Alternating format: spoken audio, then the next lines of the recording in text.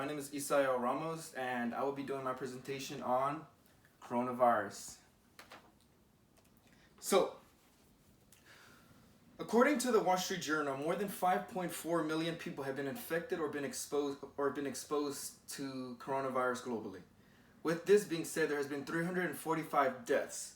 So today we will be covering coronavirus and what is coronavirus, the prevention, and what to do if you are exposed. And I have an image right here of coronavirus and each property around the atom of the coronavirus, of the virus. So, I do have a question. Have you or anyone you know or a family member been exposed to coronavirus? Anyone? Anyone? All right. So, today I'm here to discuss the importance of coronavirus and what to do to keep ourselves and people around us and people just in general to keep us safe.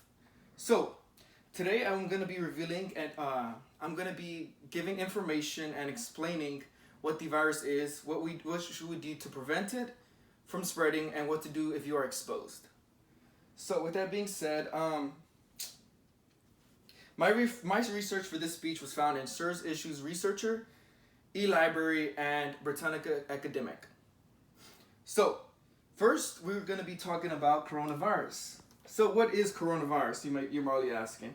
So coronavirus is a new virus that we believe, or people have said, that was originally from bats, scientists say.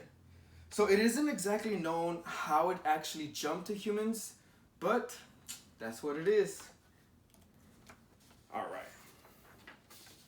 So, how does it transmit, you might be asking? So the virus is actually transmitted through respiratory droplets. You're probably asking, what is a droplet? So a droplet is when an infected person speaks, coughs, or sneezes, according to the WHO. So the droplets then travel through the air and can even land on a person's mouth or nose, and that is actually how it's spread and where it nests.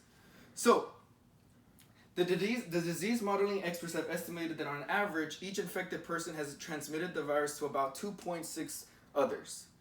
Through that range is between 1.5 and 3.5 and one recent report, but the number as high as 5.7 was the epidemic in China. So China's epidemic was 5.7 when it was spreading so quickly, but it is roughly 2.6 from 1.3 to 3.5.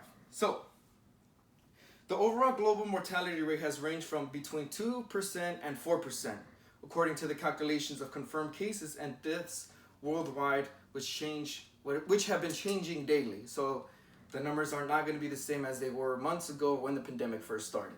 So next we're going to discuss on what we as individuals can do to prevent it from spreading. And I have a picture right here of someone sanitizing their row. And of course, they're wearing their mask and gloves to keep from spreading their virus. So, what you should do. So, my source was Britannica Encyclopedia. And what I got was you should wash your hands frequently for about 20 seconds each time. And another thing was many schools and businesses closed due to the spread to keep from the virus spreading, because this virus is spreading so fast. As I said earlier, 2.6 to each person. So, another thing you should do is we also implemented stay-at-home guidelines where we encouraged people to not leave their place or residency. And the reason they did this was to keep people from, spreading the virus or going to places and huge crowds. And it did something. It might have, we do what we can to keep the virus from spreading, of course. So another thing that is recommended is wearing a mask. And of course, social distancing is what we've been doing. It's what we're still continue to do until further notice. So, next we will be discussing what to do if you're exposed to the virus. All right. So, I got this one from the Wall Street Journal, and so what Wall Street Journal recommended is if you think you've been exposed or have developed symptoms, you should call your doctor and ask if you can get tested immediately. Well, all right. So with that also being said, Wall Street Journal also recommended that you should isolate yourselves from others and limit contact with even pets as well, because it did say that it was transferred from, they have guessed that it started from bats and it could have transferred from to smaller mammals and led to us. So with our pets being pets, pets are also mammals. If you have a dog or a cat, etc., just to be safe, you should probably distance yourself from others and pets. So another thing you should be doing is you should cover your mouth and nose with a tissue when you cough and sneeze.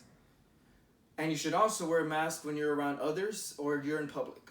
So another thing you should do that we recommended was you should stay at home and avoid contact with others to keep the virus from spreading. It spreads so easily. It lands on containers, places, people.